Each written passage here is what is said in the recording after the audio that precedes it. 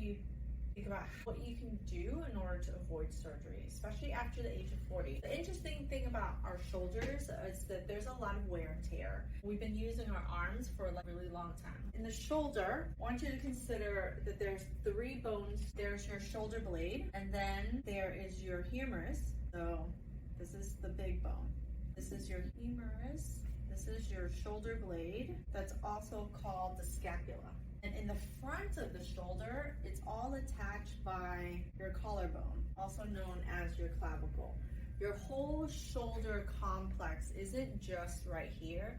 It's this, what I would say, the whole quadrant.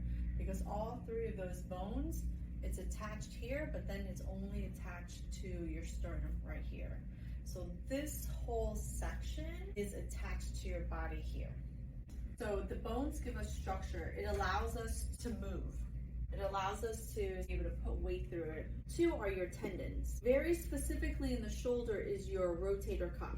There's 4 rotator cuff muscles, and they all come from the back. They come on the inside, like your armpit, and they all converge and attach right here. And the job of it is to pull this head right here into the socket of your shoulder blade. That's its job.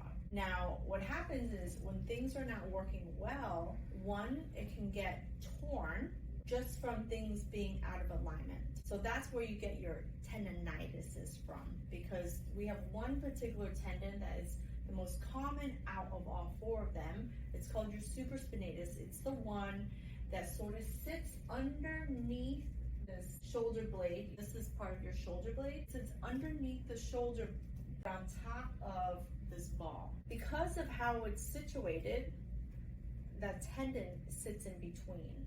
And if your bones are not moving well, over a period of time, it shears it and it starts to break that tendon. So that's what happens to the majority of people. And after the age of 40, most people have a tendon issue, because one of those tendons can get torn. Maybe 2 of those can get torn. Now, I'm not talking about if you fall.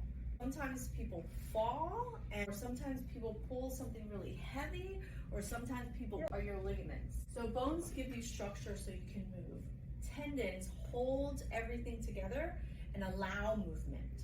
Ligaments go bone to bone and hold everything together so your shoulders just don't fall out of place.